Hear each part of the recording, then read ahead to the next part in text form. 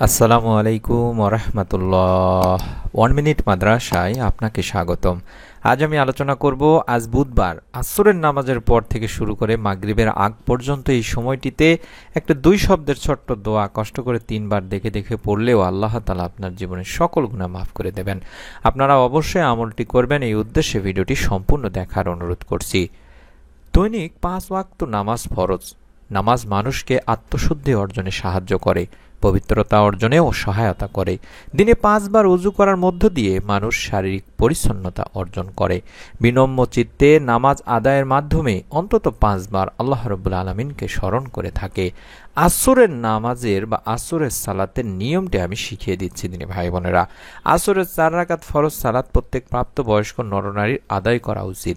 আবু মালিক রাদিয়াল্লাহু তাআলা আনহু থেকে বর্ণিত, তিনি বলেন, এক যুদ্ধে আমরা রুবাইদা রাদিয়াল্লাহু তাআলা আনহুর সঙ্গে ছিলাম। দিনটি ছিল মেঘলা, তাই রুবাইদা রাদিয়াল্লাহু তাআলা আনহু বলেন, শীঘ্রই আসরের নামাজ আদায় করে নাও, কারণ নবী করিম সাল্লাল্লাহু আলাইহি সাল্লাম বলেছেন, যে ব্যক্তি আসরের নামাজ ছেড়ে দেয় তার আমল বিনষ্ট হয়ে যায়। বুখারী শরীফের 553 নম্বর সহিহ একটি হাদিস।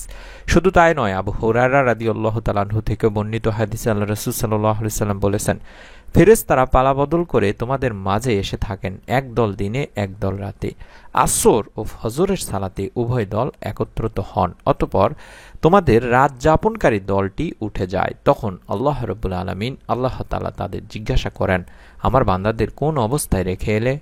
অবশ্য তিনি নিজেই এই বিষয় সবচেয়ে বেশি জানেন। উত্তরে তারা বলে, আমরা আপনার বান্দাদের সালাতে রেখে এসেছি, আর আমরা যখন গিয়েছিলাম তখনও তারা সালাতে আদায়রত অবস্থায় ছিল। বুখারী শরীফের 555 নম্বর সহিহ একটি হাদিস।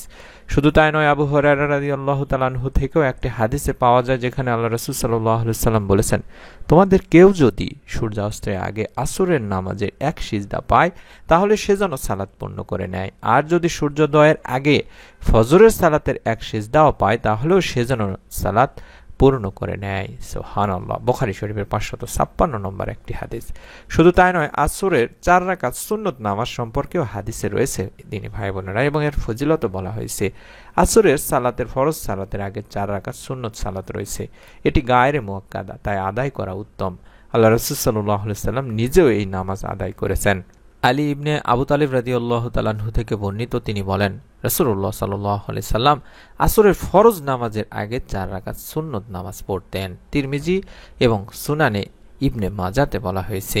অন্য আরেকটি হাদিসে ওমর ফারুক রাদিয়াল্লাহু তাআলা আনহু থেকে বর্ণিত আছে, আল্লাহ রাসূল সাল্লাল্লাহু আলাইহি সাল্লাম বলেছেন, আল্লাহ সেই ব্যক্তিদের উপর রহম করুন যারা আসরের সালাতের ফরজ সালাতের আগে 4 রাকাত সুন্নত আদায় করে।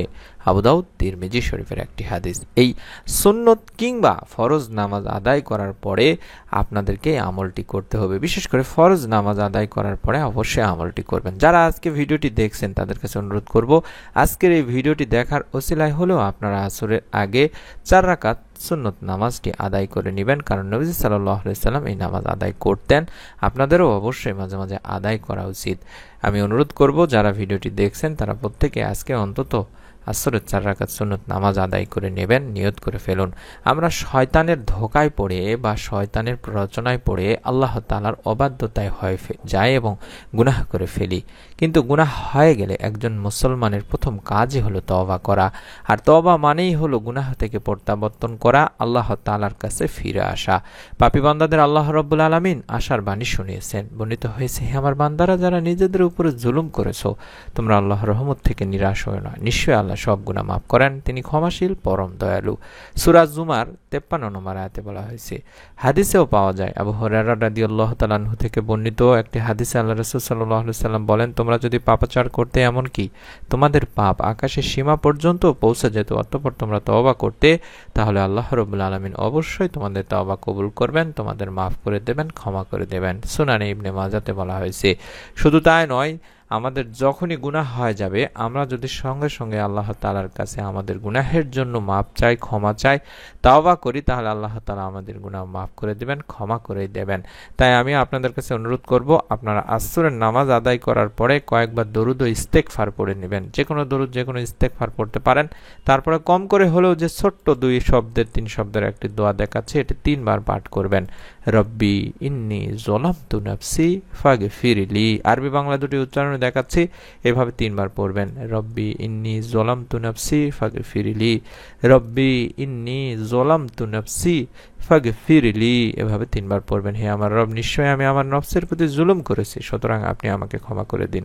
সূরা আল কাসাসে রয়েছে। আপনারা যারা আমলটি করবেন প্রত্যেকে এই ভিডিওটিতে একটি করে কমেন্ট করে ফেলুন, আমিন অন্তত লিখে, এবং একটি লাইক দিয়ে নিয়ত করে ফেলুন। আপনাদের কাছে অনুরোধ করব আমাদের দ্বিতীয় চ্যানেলের ভিডিওগুলো দেখার জন্য। ইউটিউবে সার্চ করলে পেয়ে যাবেন ইনশাআল্লাহ। এই চ্যানেলের প্রত্যেকটি ভিডিও যাতে করে আপনি আপনার মোবাইলে দেখতে পান, পেয়ে যান, তার জন্য চ্যানেলটি সাবস্ক্রাইব করে বেল বাটনটি অন করে রাখতে ভুলবেন না। সকলে ভালো থাকুন, সুস্থ থাকুন। আসসালামু আলাইকুম ওয়া রাহমাতুল্লাহ।